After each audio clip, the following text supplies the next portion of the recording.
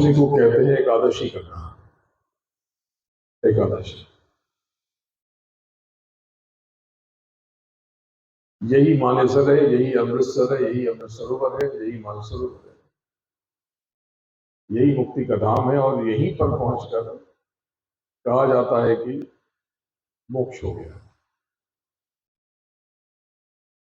मोक्ष हो गया यानी कि अब आप सारे कर्मों के जखीरे जो बच्चे कुछ रह गए बहुत हल्के हो गए, तभी तो आप ऊपर आ पाए गुरु की मेहर से, गुरु महाराज की दया से। पर यहाँ पर मानसरोवर में स्नान करके ये सब कुछ सारे पिछले अगले सब खत्म हो जाते हैं और सूरत अपने 12 सूर्यों के प्रकाश से तमक उठती है, चमक उठती है और बहुत शक्तिशाली महसूस करने लगती है। और इसी के बाद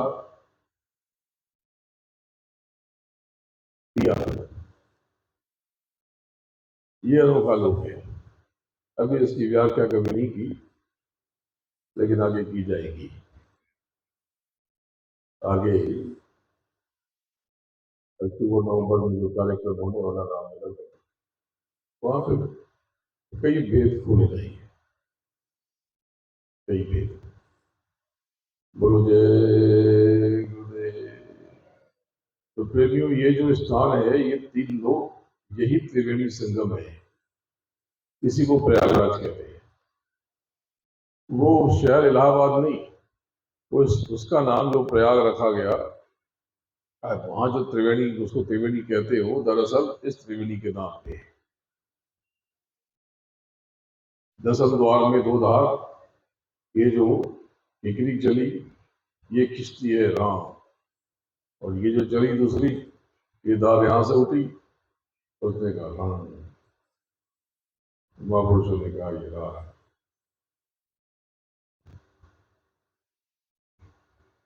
ऐसा मंजर कि आप देख करके मस्त हो गए, आप देख के मस्त हो। तो देवी आप कहते हो कि साधन भजन बनता नहीं है, बनेगा कैसे? अब जगत को भी पकड़े रहो तो मालिक को भी पाना चाहते हो। इस जगत में अलिप्त रहना, गुरु महाराज के चरणों को कभी मत छूना और कभी तबियत मत होना। जब कभी भटकाव आए तो परमात्मा के बीच में आरती कर देना, दीपक जला के। बिन गिरत दीप आरती साजू, तो वो कियत था भाव सके तो बैठी जरूर थे जुम्मत दीपक प्यारे। भक्तों की सुनो श्रवण की मन के कांच प्रसार, तो जागी सुरत प्रियत चरणामृत, प्रियत प्रियत भई जारे। तो घंटा शंख मृदंग सारंगी, घंटा शंख मृदंग सारंगी, बंसी बीन सुनावे। जय गुरुदेव आरती गावत जय जय कारे, तो विनय करो मैं। दोनों आंखों के बीच में आरती करो। दीपक 12 नाम का महल गया उजियार, बहुत सुगम है, सरल है। बस नियमित अभ्यास की आदत डालो। जैसे नियमित अभ्यास नहीं करते हो तो वर्जिश नहीं करते हो, ये बड़ी बड़ी धूल निकल आती है। लेकिन जो जिनको आदत है वो देखो कितने सुंदर है, आकर्षक है, कितने गठीले हैं, कितने रुआबदार है और कितने स्वस्थ है। अभ्यास से सब कुछ होता है। आपका जो ये जो मार्ग है संतमत का, नाम योग का, शब्द योग का, ये बेहद सच्चा है। इससे सच्चा कुछ भी नहीं है। तो देवी दोनों आंखों के बीच नियमित दस्तक दोगे और मालिक का सुगंध करोगे तो दया हो जाएगी और एक चिंगारी सी फूटेगी। और जब उस चिंगारी के भीतर जाओगे तो बहुत कुछ दिखेगा, बहुत कुछ। पहले तो ये दिखेगा कि सूरज की मेहनत होगी और आत्मा की अंतर में चेतना उलट जाएगी, ऊपर जमीन और नीचे आसमान आ जाएगा। तो जब आगे बढ़ोगे तो ढेर सारी तस्वीरें, ढेर सारी।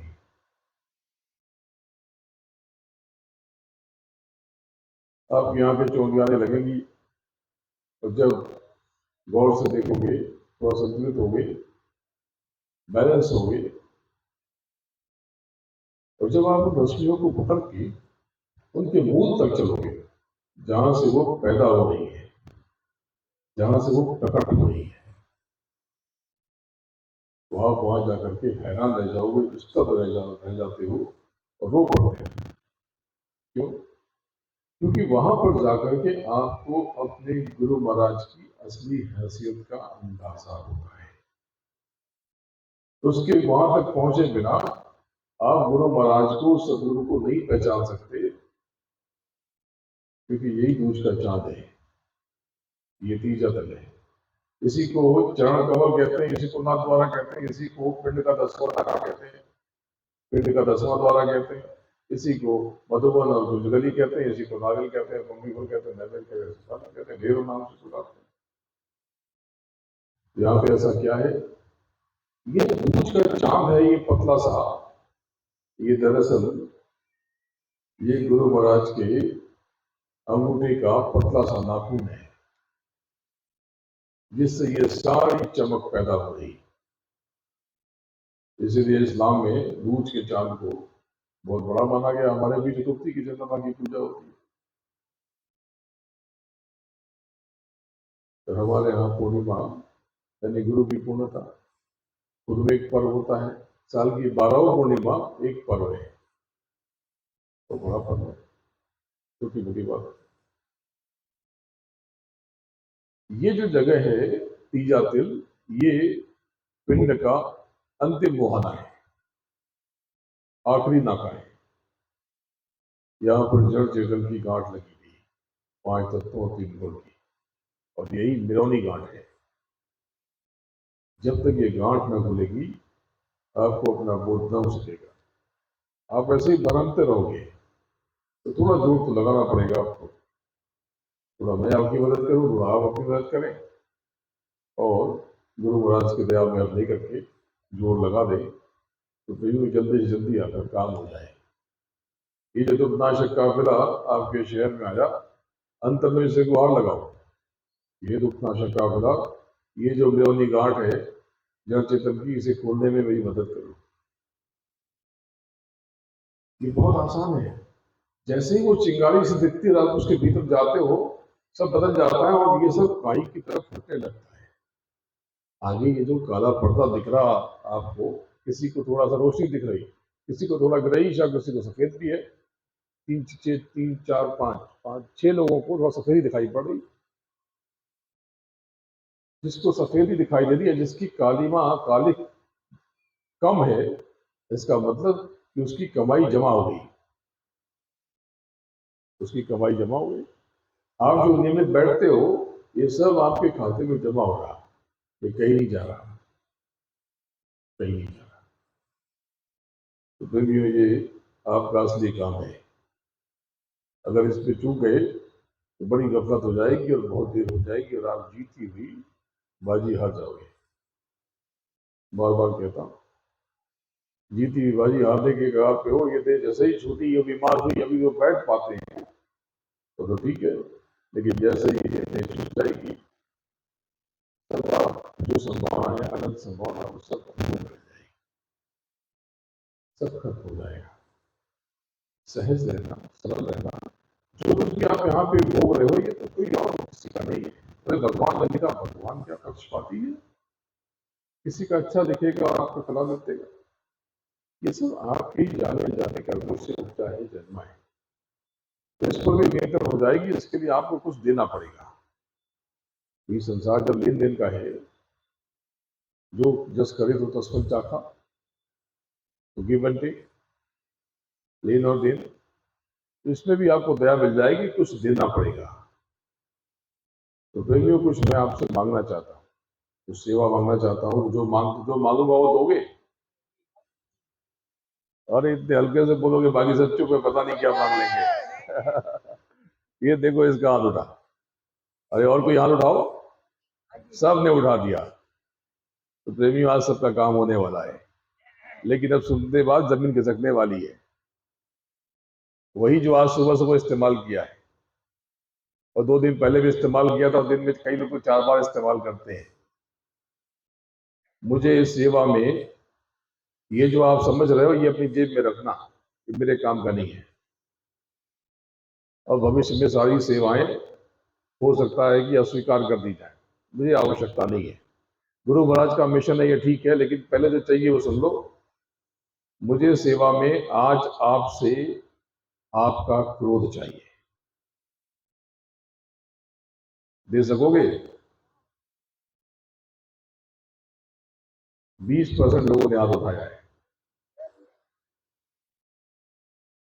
60 हो गया, 70 हो गया, 75 हो गया, 100 से थोड़ा कम है। ये उठ गए? नहीं, कल लगभग सभी ने उठाया है। 2-4 लोग रह गए, ये रह गए। अरे आप भी उठाओ, दे दोगे ना? अभी इतने सी बात नहीं है, अभी लिस्ट लंबी है। मैं भी कम बड़ा मांगता थोड़ी हूँ। अरे मांगूंगा तो दिल से मांगू, आपको रेत के मांगूंगा। मुझे आज आपसे आपका क्रोध चाहिए, आपकी उचित सोच चाहिए। जो निंदा आलोचना करते हो, इधर उधर की बात करते हो, ये सब दे देना आज, ये सब दे देना। प्रेमियों, अगर आज आपने मुझे ये सेवा दे दी, तो आज से ही आपका जीवन आमूल रूप से परिवर्तित हो जाएगा। मेरा वादा है, अगर ये ना हो तो मेरा नाम बदल देना। विश्वास है। ये जो आपका क्रोध है ना, ये विकार है। ये तो ऐसा अंगारा है आग का, जो जिसके संपर्क और संसर्ग में जो आए वो जल जाता है, वो राख होता है, और ये अंगारा खुद भी खाक होता है। ये कर्म है जो आप क्रोध में, तैश में लगते हो बुराई करने। ये फलाना अच्छा है, नर बुरा है, ये बदमाश है, ये धोखेबाज है, ये झूठा है, इसको सबक सिखाएंगे। अरे कर्म के संसार में संबंध है। आप कौन होते हो जी किसी को सबक सिखाने वाले? ये जो सबक सिखाने की, बदला लेने की जो आपने कामना की, ये नया कर्म बन गया। अब इसको भी आपको भोगना पड़ेगा। जो आप कह देते हो मालिक बैठा है, सब देख रहा है, सब उसके ऊपर आएगा, ये भी नया कर्म हो गया प्रेमियों। अरे जो कर रहा है वो अपना जाने। आपको तो केवल आपकी जिम्मेदारी दी गई। आपके पास केवल आपके कर्मों की जिम्मेदारी है। पति क्या करेगा, पत्नी क्या करेगी, बच्चे क्या करेंगे, सास ससुर क्या करेंगे, बहू क्या करेगी, बेटी क्या करेगी, अड़ोसी पड़ोसी क्या करेंगे, ये आपका ठेका नहीं है। ये सारी चीजें विघ्न है, ये दिक्कत है, इसको कहते हैं ब्लॉक्स, रुकावट। ये सब आपको ऊपर चढ़ने में, मालिक को पाने में रोकते हैं, और संसार पाने में भी रोकते हैं। रोता हुआ आदमी किसी को अच्छा नहीं लगता। गुस्सैल व्यक्ति किसी को पसंद, मनुष्य को छोड़ दो, पशु पक्षियों को पसंद नहीं आता, पेड़ पौधों को पसंद नहीं आता, तो मालिक को क्या पसंद आएगा? कुत्ते के सामने, बिल्ली के सामने झगड़ा करो, आपसे दूर भाग जाएगा, आपके पास नहीं आएगा। वो तो पुचकारते हो जब प्रेम से हाथ रखते हो। प्रेम, संत मत में, आध्यात्म में, शब्द योग में केवल प्रेम है, दूसरा कुछ नहीं है। हमारे यहाँ प्रेमी होते, शिष्य नहीं होते। चेले वेले की कोई जगह नहीं आध्यात्म में। क्या गुरु महाराज ने कभी आपको कहा प्रेम से कि मेरे चेलो चेलियों या मेरे शिष्यों? नहीं, उन्होंने कभी नहीं कहा। और उन्होंने एक ही शब्द कहा, प्रेमियों। प्रेम से सब कुछ पालोगे, नहीं तो आध्यात्म में सीखने के लिए कुछ भी नहीं है।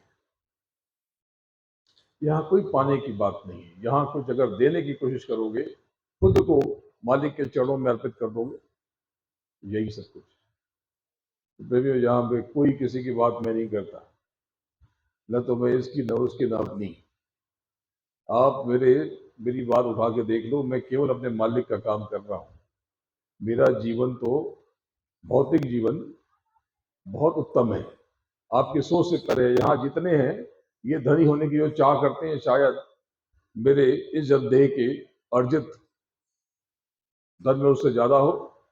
और इसके अलावा जिस कुल कुटुंब में पैदा हुआ, इकलौता वारिस हूँ, तो वहां तो बहुत कुछ है, उसके बारे में कुछ कहना नहीं चाहता, लेकिन मुझे आपसे कुछ नहीं चाहिए, क्योंकि वही बात है कि मेले में से मैं क्या लूंगा, मेरे पास जो है वो बहुत बेहतर है। तो प्रेमी, मुझे आपकी किसी सेवा की कोई आवश्यकता नहीं है। जो भी आवश्यकता है गुरु महाराज के मिशन के लिए, ये आपके कर्मों की आहुति, मुझे अपने लिए कुछ भी नहीं चाहिए। मैं आपसे कभी कुछ नहीं मांगता। जो आप हाथ में देते हो वो भी इसको आपके और गुरु महाराज के काम में इसको खर्च कर देता हूँ। और जो आप देते भी हो तो कुल गुरु महाराज के मिशन में होने वाले खर्च का इतना सा भी नहीं है, इतना सा भी नहीं है। लेकिन मैं आपसे कुछ नहीं कहता, आपको उन चीजों में शामिल नहीं करता, क्योंकि आप बड़े वहमी हो, आपको भ्रम हो जाता है। और कुछ भी बता दूंगा आपके भले के लिए, लेकिन उसके पहले आप भ्रमित हो जाओगे और लगेगा कि ये तो लेना चाहते हैं, जबकि सच बात है कि मैं कुछ लेना नहीं चाहता। यहाँ पे बहुत से लोग बैठे देने की कोशिश करते हैं, मैं मना कर देता हूँ। तो मुझे जो चाहिए वो मैंने मांग लिया, ये असली चीज है, ये असली चीज है। मुझे तो बहुत कुछ सुनाना है, अभी कल का भी दिन है, कल थोड़ा और ऊपर के वेद सुनाऊंगा। लेकिन मैं चाहता हूं कि आपका ये लोक भी बना दूं और वो लोक भी। तो मैं इस लोक की भी सब जुक्ति बता रहा हूं, इसका भी उपाय कर रहा हूं। और आज बहुत बड़ी दया लेकर के जाओगे, ऐसे नहीं जाओगे। लेकिन सच्ची बात कहता हूं प्रेमियों, चलो आज पूर्णिमा है, आज बहुत बड़ी बात कह देता हूं चंडीगढ़ से पूरे देश के सामने। प्रेमियों, अगर आज आपने तड़प के गुरु महाराज को पुकार लिया कि गुरु महाराज अपनी खबर भेजो, तो क्या पता आने वाले समय में गुरु महाराज संकेत भेज दें। प्रेमियों, मैं जो कहता हूं कि गुरु महाराज थे और गुरु महाराज और गुरु महाराज, ऐसे ही नहीं कहता। ये तो बहुत आसान मेरे लिए कि मैं भी कह दूं उनकी तरह से या उनकी तरह से या उनकी तरह से, ये मर गए। एक बात बताओ, मीरा कब हुई थी? कुछ 100 साल पहले। और श्री कृष्ण कब हुए थे?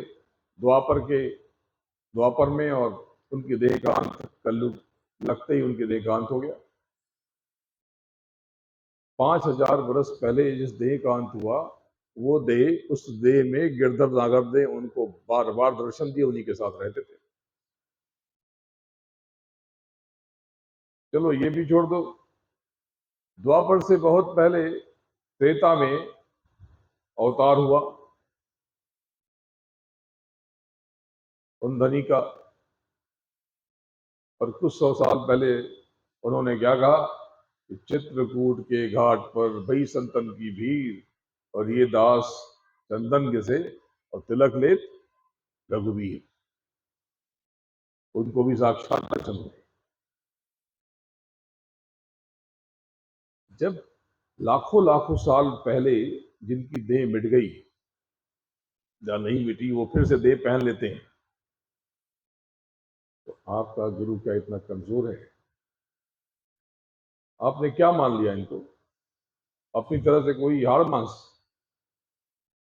अपने गुरु को इतना कच्चा और इतना मामूली समझते हुए आपको कुछ हुआ नहीं? आपके अंतर में कोई स्पंदन नहीं हुआ, कोई बेचैनी नहीं हुई? प्रेमियों, मैं तो वही कहता हूं जो मैं मानता हूं। और क्या पता जो मैं मानता हूं शायद मैं जानता हूं। मैं क्यों कहता हूं बार बार? मैं किसका काम कर रहा हूं? अपना काम कर रहा था तब तक 8-10 आश्रम बना लेता, और आपसे भी कहता कि जमीनें ढूंढो, सिवा करके जमीनें खरीदो और आश्रम बना लो। आज तक कभी कुछ नहीं कहा। अब यह है कि गुरु महाराज का स्थान बनाना है, इसके लिए आप सबको लगना होगा। इसमें मेरी आवश्यकता बहुत कम, दिशा निर्देश ले लेना और दिशा निर्देश लेकर के गुरु महाराज के काम में लग जाना। ये काम आप लोग खुद ही कर लेना, मेरे शामिल होने की जरूरत नहीं। मैं दूर से मुंह दर्शक, और मेरा जो सहयोग हो सब ले लो। मेरे नाम पे मुझे कुछ भी नहीं चाहिए, एक रेशा एक कतरा, मुझे कुछ नहीं चाहिए। देखिए, गुरु महाराज ने 3 महायज्ञ किए थे। क्यों? क्योंकि उन्होंने बता दिया कि कलयुग में कलयुग जाएगा और कलयुग में सतयुग जोगी सब विज्ञानी। सतयुग में चहुओर सुख शांति और समृद्धि, चहुओर आनंद। ये सुख शांति समृद्धि आनंद ये आएगा कैसे? जब विधान कर्मों का है तो गुरु महाराज ने 3 यज्ञ किए। यज्ञ क्या है? ये कर्मकांड है। कर्मकांड यानी ये कर्मों का ही दूसरा स्वरूप। तो कर्जा तो देखो पाप भी और पुण्य भी है, लेकिन अभी आप पाप भोग रहे हो और बिलखते हो, तो बदले में कुछ ना कुछ आपको सेवा करानी पड़ती है। तो प्रेमियों, जो गुरु महाराज ने कहा इससे कैसे हो जाएगा, तो क्या यज्ञ में कोई मंत्र सिद्ध करना है या यज्ञ में किसी देवता को प्रसन्न करना है? ना, प्रसन्न होने की तो बात ही नहीं है। फिर समझ लो यज्ञ हवन है क्या। अभी जैसे ये सत्संग हुआ, इसके बाद आपको प्रसाद खिलाओगे, तो आपने प्रसाद खिलाया, जिन थोड़े से लोगों ने इसमें सेवा करी उन्होंने इतनी बड़ी संगत को भोजन नहीं कराया, उन्होंने अपने लिए अनंतों रोटियों का इंतजाम कर दिया, कर्म प्रधान। या फिर किसी ने किसी की रोटी छीन ली तो उसने अपने लिए रोटियां नहीं छीनी, उसने उसके लिए रोटियां, उसकी रोटियां नहीं छीनी, उसने अपनी ही रोटियों को छीन लिया अनंतों बार, अरबों खरबों बार। तो ये जो आप भोजन कराते हो ये स्थूल भोजन है, आपका भोजन है।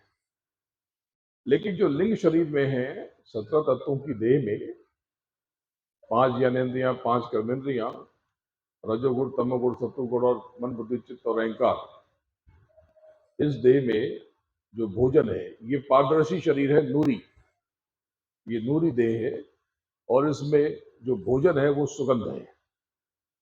तो आप अपने कर्म को इकट्ठा करते हो, उसका आप उससे सामग्री खरीदते हो और उस यज्ञ कुंड में उसको परिवर्तित करते हो, यानी कन्वर्ट करते हो। इस स्थूल भोजन को उनका भोजन बनाते हो और उस अग्नि में अर्पित करके एक सुगंध पैदा करते हो, एक महक पैदा करते हो, जिससे ये सब आते हैं, इनको आदर से बुलाते हैं और ये खाते हैं। अब इन प्रेमियों से, साथ चल रहे काफिले में प्रेमियों से आप तस्वीरें देख लो तो पिछले कई यज्ञ की तस्वीरें आपको बेचैन कर देंगी। एक तस्वीर में तो सीधा साक्षात महादेव दिखाई पड़ रहे, एक एक भौवे साफ हैं, दोनों आंखें स्पष्ट हैं, नाक स्पष्ट है, उनके मुख और उस पे हंसी और ये होठों की लकीरें तक साफ है। ये दिखा देंगे अभी आपको, इनमें से किसी से पूछ लेना तो ये दिखा देंगे, सबके पास है। अरे जिन लोगों को, जो शिव के उपासक हैं, जिन्होंने जीवन भर केवल रुद्री की और शिव तांडव किया और शिव पुराण का पाठ किया, उसके नियमों का पालन किया और जीवन भर अभिषेक किया, जीवन भर प्रार्थना की, उनको भी भोलेनाथ के दर्शन नहीं हुए। और गुरु महाराज के एक बुलावे पर पक्षी बनकर के वो काशी में पहुंचे थे और गुरु महाराज के एक निर्देश पर हमारी हवन कुंड में आके बैठ गए और आनंद से विराजते रहे, और जो कोई आया उस पर उन्होंने दया की। तो इस बार गुरु महाराज के आदेश निर्देश से ये साकेत महायज्ञ सतयुग की यजमानी का ये तैयारी यज्ञ है, चौथे यज्ञ का ये तैयारी यज्ञ है। क्योंकि चौथे यज्ञ की बात ऐसी है कि गुरु महाराज आएंगे और चौथा यज्ञ ये तो वही करेंगे, ये वही करेंगे, तब तक शायद मेरी देह ना हो। प्रेमियों, मेरे पास समय, बहुत से लोग उदास हो जाते हैं, आप ऐसी क्यों बात करते हैं? बैठे सोमनाथ भाई, एक दिन तो आंख में आंसू आ गए, आप ऐसी बात मत किया करो। मैंने कहा क्या कहूं, इतना कहने पे भी ये सोए पड़े हैं। गुरु महाराज ने कहा था कि ये बच्चा जब चला जाएगा 100 वर्षों बाद लोग उसके पुतले बनाकर उसको दूध दही चढ़ाएंगे। जिंदगी में कुछ भी नहीं हूं, यकीन मानो। मैं इनके चरणों की धूल हूं, इनके चरणों में इतनी ताकत है, अगर मैं कुछ भी हूं तो उनकी ताकत है, और मैं क्या हूं ये जरूरी कहाँ है। ना आपसे कुछ लेता हूं, ना लाता हूं, ना मांगने आता हूं, अपने खर्चे से आया, इतने लोगों को लेकर के अपने खर्चे से आगे बढ़ जाऊंगा। संदेह कहाँ, मैं कहता भी नहीं हूं कि मैं गुरु हूं, केवल अपने मालिक का झंडा लेके चलता हूं। इसमें छल कहाँ है, धोखा कहाँ है? कुछ लोगों को भय लगता है, डर लगता है। जब मैं कहता हूं कि गुरु महाराज थे, गुरु महाराज हैं, गुरु महाराज रहेंगे, तो कुछ लोग डरते हैं कि सच में आ गए तो क्या होगा। वो कांप उठते हैं। जब जब वो मेरी बात सुनते हैं तो उनको घबराहट होती है, और जब कोई उनको बताता है कि अरे यहाँ कार्यक्रम में इतने लोग आ गए, इतने लोग आ गए, बोलते हैं मुझे मत बताओ। एक बात बता दूं, अगर जिस दिन गुरु महाराज सच में आ जाएंगे ना, कोई यकीन नहीं करेगा, बोले सच्चे है कि झूठे कैसे मालूम। इसी रूप में आ जाएंगे, ये सब इनकी अगली परीक्षा लेंगे, आग में डाल करके इनको तापेंगे और इनकी परीक्षा लेंगे। देख लेना, मेरी बात आज रख लो सनद, जिस दिन होगा आपको मेरी हर बात याद आएगी। कहना तो बहुत कुछ चाहता हूं, लेकिन खुले मन से कहूंगा तो आप बेचैन हो जाओगे। आपको हर बात बताना चाहता हूं कि क्या हुआ था, लेकिन मालिक का आदेश नहीं है कि प्रेमी भावुक हो जाएंगे और कुछ कर्मों को दाद न लें। लेकिन देखो प्रेमियों, मैं शुद्ध भाव से जो कहता हूँ एकदम सच्ची बात, या न कोई बनावट न कोई रुकावट, जो कहता हूँ सच्चा है। और मैं क्या हूं ये जरूरी कहाँ है, जरूरी तो यह है कि आप क्या हो। एक बहुत बड़े व्यक्ति राज परिवार से थे और गवर्नर थे, रॉयल फैमिली से आते थे। एक महात्मा जी आए, उनके दर्शन उन्होंने किए बड़े बेमन से, अनमने भाव से, और उन्होंने कहा कि मुझे विश्वास नहीं है लोगों पर, धार्मिक गुरुओं पर, क्योंकि मेरे प्रश्न का जवाब कोई दे नहीं पाता, सब टाल देते हैं। बोले अच्छा क्या है? बोले मेरा प्रश्न यही है कि क्या आप मुझे प्रभु के दर्शन करवा सकते हैं? बोले बस? बोले बिल्कुल करा सकता, बिल्कुल करा सकता, एक क्षण में तुरंत जवाब ले लो। बोले आप मजाक कर रहे हैं। बोला मैंने जिंदगी में कभी किसी को न खुद हंसता हूँ न कभी किसी को हंसाया है। बहुत गंभीरता से कह रहा हूँ। बोले अच्छा कब? बोले जब चाहो तब। बोले आज? बोले, बिल्कुल आज। आज कब? जब चाहो तब। बोले अभी, या शाम को, या कभी? बोले अभी ले लो। बोले कराइए। बोले ठीक है, पहले तुम ये तो बताओ कि तुम कौन हो, लिख के दो, मुझे तो अर्जी लगानी पड़ेगी। कौन मिलना चाहता है, किसको दर्शन करना है? बोले अभी लिख के देता हूँ। फिर उन्होंने लिखा, मैं डॉक्टर फला फला फला, पुत्र फला फला फला, गोत्र विद्वान थे, सब लिख डाला, गोत्र फला फला फला, निवासी यहाँ का। बोले और डिटेल लिख दो। बोले मैं पीएचडी हूँ, मेरी धन संपत्ति यहाँ यहाँ है, मेरा बच्चा लंदन में पढ़ रहा, मेरे 2 बच्चे हैं, एक बच्चा ऑस्ट्रेलिया में है, सिडनी में। लिख के दे दिया। बोले अच्छा, तो ये जो डॉक्टर लिखा है, अगर ये डॉक्टर ना होता, ये पीएचडी ना होती, तो भी आप यही व्यक्ति होते या दूसरे होते? मैं कैसी बात कर रहे हैं? बोले आप मजाक कर रहे हैं? बोले नहीं, जानना चाहता हूं। अरे डिग्री है नहीं है, आदमी तो मैं वही रहता, तो तब तो ये तो आपका परिचय नहीं हुआ। कट, आपके जन्म पर ये नाम रखा गया, अगर ये नाम आपका नहीं होता तो आप यही व्यक्ति होते कि दूसरे व्यक्ति होते? बोले क्या सवाल कर रहे हैं? बोले, आप जवाब दीजिए, मैं जो सवाल कर रहा हूँ। बोले यही व्यक्ति होता, ये नाम होता ना होता? तो बोले ये तब ये भी आपका परिचय नहीं। कट। बोले आप जिस पिता से पैदा हुए, कोई और पिता होता, क्या आपको मालूम पड़ा कि आपके पिता ही नहीं थे, तो आप यही व्यक्ति होते कि दूसरे व्यक्ति होते? बोले आप ज्यादा कह रहे हैं। बोले मैं ज्यादा नहीं कह रहा हूँ, आप जवाब दीजिए। अब उसको लगा कि बाबा जी घुमा रहे हैं। बोले कि भाई यही व्यक्ति होता। बोले कट। बोले आपकी धन संपत्ति ना होती, ये बच्चे आपके ना होते, लंदन में और सिडनी में ना पढ़ रहे होते, तो आप यही व्यक्ति होते या दूसरे व्यक्ति होते? खींच के पड़े कि मैं यही व्यक्ति होता। तो तब ये भी आपका परिचय नहीं है, तो आपका परिचय क्या है? मैं क्या बताऊं कि कौन बनना चाहता है? जब आपको अपना ही परिचय नहीं है, तो उस मालिक का परिचय कैसे प्राप्त करोगे? आपको अपनी पता नहीं है। तो कहते हो कि मालिक का दर्शन करना है, खुद को जाना ही नहीं। क्या कर दिया है, क्या करते हो सुबह से शाम तक? 3-3 घंटे टीवी के सामने बैठ जाते हो, इसकी बात करते हो, उसकी बात करते हो। रोज सुबह सुबह उठ के घंटे भर तक जाने क्या स्नान ध्यान करते हो शरीर को गंदा होने के लिए? आपकी उपलब्धि क्या है बता दो मैं। अगर ये विसर्जन न करते सुबह सुबह मलमूत्र का, तो यहाँ पर दरिया और पहाड़ खड़े होते। और करते क्या हो, क्या हासिल करते हो? मकान बना दिया छोड़ के जाने के लिए, बैंक बैलेंस जमा कर लिया छोड़ के जाने के लिए। जो समृद्धि, जिस समृद्धि को मृत्यु छीन ले तो दो कौड़ी की हुई, किस काम की है वो? जीवन में किया क्या? सब का अंत समय आएगा। अगले 5 सालों में यहां बैठे हुए कई लोग नहीं रहेंगे। और 5 साल क्या तो ज्यादा कह दिया, और कह दूंगा तो बेचैन हो जाओगे। लिख लो आज की तारीख, जो वचन मेरे हैं वो नोट कर लो कहीं पर, दिमाग घूम जाएगा। और ये तो बात ठीक है 5 साल, अरे अगले 50 सालों में तो ये बैठे हुए 50-60% लोग नहीं होंगे, 70% लोग नहीं होंगे। और अगले 100 सालों के बाद तो इस धरती पे जितने भी सब दिखाई पड़ा एक भी सब नहीं होगा, दूसरे चला जाएंगे। क्योंकि जो बच्चा आज पैदा हुआ वो 100 सालों में तो 100 साल का हो जाएगा, कुछ नहीं बचेगा। प्रेमियों, लोग कहते हैं कि आपकी भविष्यवाणी सच हो जाती है। तो आप कोई विद्या जानते हो?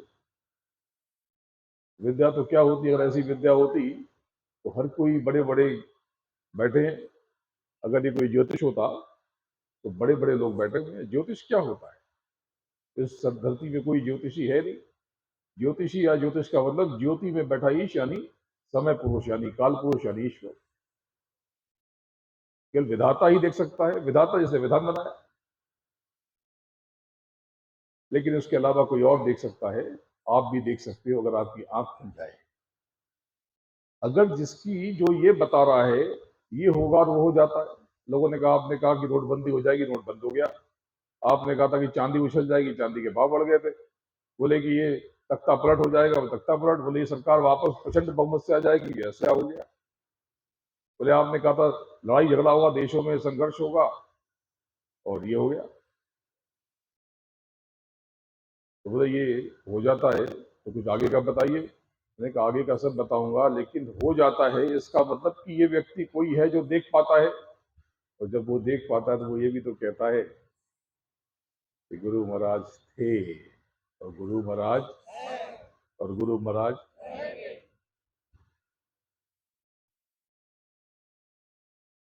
मैं तो अपने मालिक की जय जयकार करता हूँ, मेरा कोई काम नहीं है, क्योंकि वो रहमान है।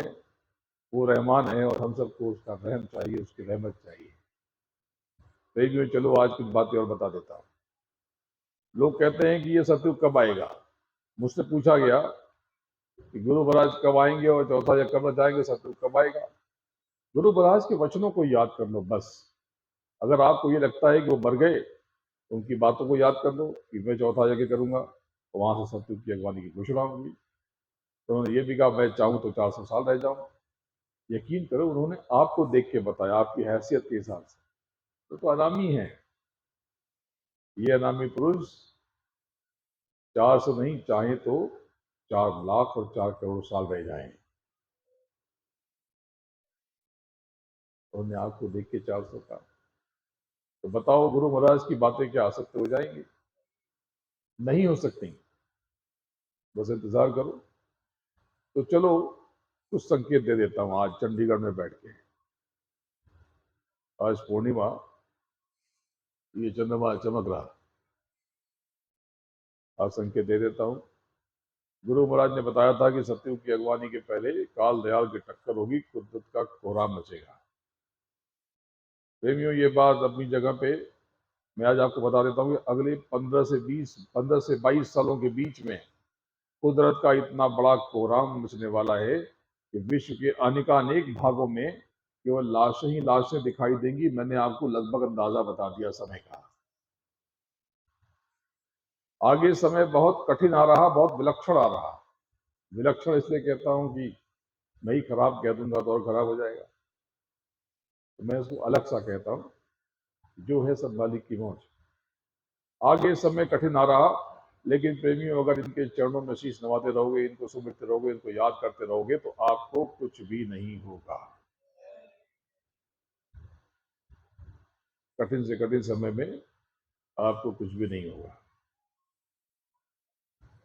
और आने वाले समय में जो गुरु महाराज ने बताया, वो बात मैंने कई बार बताई। कुछ समय पहले जब मैं कोपेनहेगन में था, डेनमार्क के, तो वहां पर मैंने ये बात कह दी थी कि ये सब होने वाला है, तख्ता पलट होगा राष्ट्रों में, राज्यों में। और कोई एक बड़े राष्ट्र का राष्ट्राध्यक्ष अचानक से गद्दी छोड़ देगा, तो ब्रिटेन के प्राइम मिनिस्टर ने गद्दी छोड़ दिया अचानक से, तख्ता पलट होगा। तो देश में भी हुआ, विदेशों में, क्योंकि मैंने शब्द इस्तेमाल किया था राज्यों और राष्ट्रों में। तो देश के 2 राज्यों में तख्ता पलट हो चुका, और पड़ोसी देशों में भी हो चुका। पड़ोसी 2 देशों में हो चुका, और ब्रिटेन में हो चुका। अब प्रेमियों, आने वाला संकेत यह है कि विश्व के 7 से 20 सालों के बीच में विश्व के समंदर के पास जितने भी बड़े बड़े शहर हैं, ये बहुत बड़ी परेशानी में फंस जाएंगे। यहाँ भारी तबाही आएगी। तो लिख लो, तारीख आज की डाल दो, ये होने जा रहा। 7 से 20 सालों के बीच में ये हो जाएगा। बोलो जय गुरुदेव। तो प्रेमियों, आज आप यहाँ से खाली हाथ नहीं जाओगे। आपको कल कुछ और वेद बताऊंगा, और गहरा कुछ सुनाना चाहूंगा, सुनाऊंगा कुछ और ऊपर की वेद। लेकिन आज तो आप यहाँ से गुरु महाराज की अपार दया लेके जाओगे, तो ये दोनों हाथ ऐसे फैला लो और आंख बंद कर लो। ये मांगने की मुद्रा है। जब भी कुछ लेते हो, जैसे सैटेलाइट होता है, आप डिश देखते हो, टीवी चैनल, ऐसे ही लगा होता है, ऐसा नहीं होता।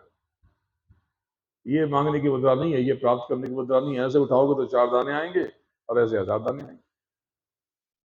तो ऐसे बैठ जाओ, आंख बंद करके, दोनों आंखों के बीच में गुरु महाराज को खड़ा कर दो, और सच्चे हृदय से, शुद्ध भाव से गुरु महाराज से अर्जी लगाओ। जो आपकी परेशानी है उसमें दया मांगो, पर ये मत कह देना कि मैं बहुत परेशान हूं। अगर आपने ये कह दिया, इसका मतलब कि आप परेशानी मांगने आए हो, तो परेशानी लेके चले जाओगे घर पे, तो हो जाएगा धोखा, गलती आपकी, और कहोगे कुछ लाभ नहीं हुआ और फंस गए। चिंतन आप करो, मांगो आप, और दोष दे दो उसको कि हमको तो कुछ मिला नहीं, बल्कि और मुसीबत आ गई। अरे मुसीबत मांगोगे तो मुसीबत आएगी।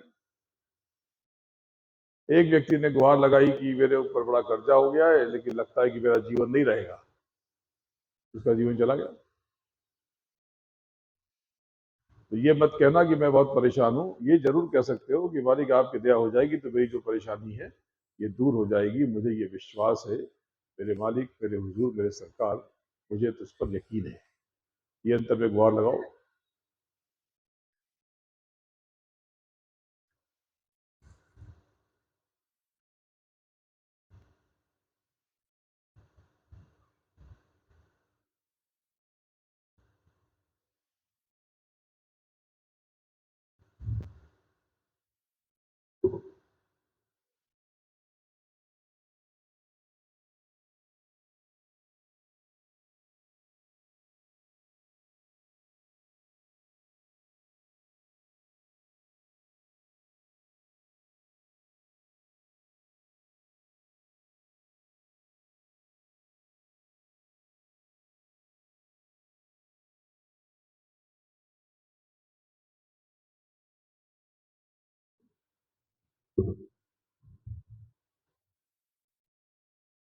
जय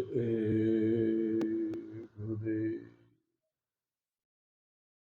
तुम्हें भी आज आप यहाँ से गुरु महाराज की बहुत बड़ी दया लेके जाओगे। ये सतयुग की अगवानी का साकेत महायज्ञ 30 अक्टूबर से 8 नवंबर तक रामनगर, उत्तराखंड में संपन्न होगा, जहाँ पर जिम कॉर्बेट नेशनल पार्क है। उसी कॉर्बेट एरिया में वो जो सरकारी जो नेशनल पार्क है उसके बाहर पूरा पार्क ही है, पूरा जंगल है। वहीं पर एक जगह हनुमान धाम है, उसी के नज़दीक कुछ 100 मीटर की दूरी पर ये स्थान है। इसका पता आपको मिल जाएगा और आपको पूरा विवरण आप तलाश करोगे तो ये लोग आपको दे देंगे। आप वहाँ पर ज़रूर दर्शन देना। आप अपने दुख में, क्लेश में, कष्ट में, कमी को साक्षात महसूस करोगे और गुरु महाराज की दया का पूरा अनुभव कर पाओगे। आप सब वहाँ पे ज़रूर आना, आप सब ज़रूर आना और नियमित रूप से अंतर में उतरते रहो, नाम की कमाई करते रहो। किसी संशय में मत पड़ना, किसी भ्रम में मत बजना। मैं तो कुछ नहीं हूँ, मैं तो मालिक के चरणों की धूल हूँ, लेकिन मुझे आपसे प्रेम बहुत है, बहुत गहरा। अगर प्रेम न होता तो आज लगभग 4, 4.25 से 450 किलोमीटर की सीकर से चल के लंबी यात्रा करके आपके पास ना आता। भाई क्यों आया? क्योंकि आपसे बहुत प्रेम है और गुरु महाराज का आदेश निर्देश, प्रेम इतना गहरा है कि आप नहीं जानते। ये प्यार हर रिश्ते से बड़ा है, क्योंकि ये सच्चा है, ये रूहानियत का इश्क है। और मैं तो आपका हूँ, आपको नहीं पता, मैं बता देता हूँ, मैं तो आपका ही हूँ और आप मेरे हो। मुझ में आप में कोई भेद नहीं है, हम सब एक दूसरे के पूरक हैं। बस यही कहना चाहता हूँ कि जब से आप नीचे उतारे गए, आप अपने घर लौट नहीं पाए। कब तक ऐसे ही भटकते रहोगे? कब तक ऐसे ही फंसते रहोगे? कब तक ऐसे ही उलझे रहोगे इन झूठे जगत में? सब यही छूट जाएगा। जैसे कोई कैदी जेल में हो और कोई जाए छुड़ाने के लिए वकील की, भाई ये कागज पे ये बेल की एप्लीकेशन पे दस्तखत कर दो तो मैं इसे डाल दूं, जैसे तुम्हारी रिहाई हो जाए। तो कहता है कि लेकिन मेरा कटोरा तो बहुत खराब हो गया है, इसमें छेद हो गई और इसमें दाल गिर जाती है, बह जाती है, तो मैं खा नहीं पाता, तो मेरा कटोरा नया करवा दो तो मैं साइन कर दूंगा। तो अरे कटोरे की बात कहाँ है? तुम्हारा तो बहुत सुंदर भवन है, बंगला है, महल है, साइन करो और चलो अपने घर आराम से रहना, वहाँ बहुत कटोरे हैं, महंगे महंगे कटोरे। तो कहता है कि ठीक तो है, लेकिन मेरा कंबल फट गया है, मेरा ये जेल का कंबल फट गया है, इसे बहुत छेद हो गई है, तो ठंड में दिक्कत होती है, हवा लगती है, बहुत परेशानी होती है, मेरा ये कंबल नया दिलवा दो तो मैं साइन कर देता हूँ। बोला अरे बेवकूफ़, कंबल की बात कहाँ आती है? वहाँ बड़े नरम नरम बिस्तर और बहुत सुंदर कमरा, वातानुकूलित, गर्मी में गर्मी नहीं, ठंडी में ठंडी नहीं, साज सज्जा अनोखी, तो दस्तखत करो इसके ऊपर। होता है कर दूंगा, लेकिन पहले ये दीवार ठीक करा दो, मैं टेक ला के बैठता हूँ, दीवार टूटी हुई चुभती है। ये कैदी कोई और नहीं, आप सब हो। कि तब हम भजन करेंगे, तब साधना भजन करेंगे जब मेरा ये काम हो जाए। रोज बैठते हो और संकल्प लेते हो, 10 मिनट बैठते हो और ये नियम बना लेते हो। आप में से कई लोगों की कहानी है कि कल से हम नियमित रूप से भजन करेंगे, कल से करेंगे, और कल आज तक नहीं आया। और एक दिन ऐसे ही आपकी देह खाली पड़ी रहेगी और कुछ नहीं कर पाओगे, और तब हाथ पलोगे। तो मृत्यु के बाद क्या होता है, मृत्यु के पहले होता है, इस पर कल कुछ बात कर लेंगे। तो कुछ और ऊपर के वेद के बारे में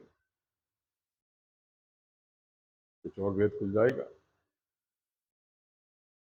और मालिक के थोड़ा और करीब आप आ सके, ये प्रयास किया जाएगा। तो आज आप यहाँ से गुरु महाराज की बहुत बड़ी दया लेकर जाएंगे। तो ये यज्ञ की तैयारी करो, आप सब आओ, जिस तरीके से आप सहयोग कर सकते हो, तन मन धन जैसे भी चाहो वैसे करो।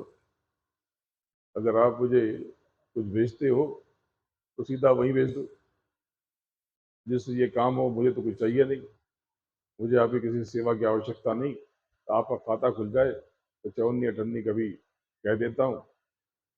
तो ये जो चवन्नी अठन्नी रोज की आप निकालो, कभी ₹2 10 रोज के, तो जब तक यज्ञ होता है तो वही भेज दो जिससे यज्ञ की तैयारी हो जाए। एक कार्यक्रम तो बहुत बड़ा है, बहुत बड़ा, लेकिन इसमें कर्मों की आहुति आपकी पड़ जाए तो बात बन जाए। देखो प्रेमियों, तो संक्षेप में दो बात और कह देता हूं कि आपकी सारी समृद्धि का सूत्र आपके कर्मों में छिपा है। कोई और तरीके से पूजा पाठ मंत्र आपको कुछ देंगे नहीं देंगे ये पता नहीं, लेकिन आप सेवा से सब कुछ पा सकते हैं। तो सेवा खूब करना, अपनी संगत की सेवा करना, गुरु महाराज की सेवा करना,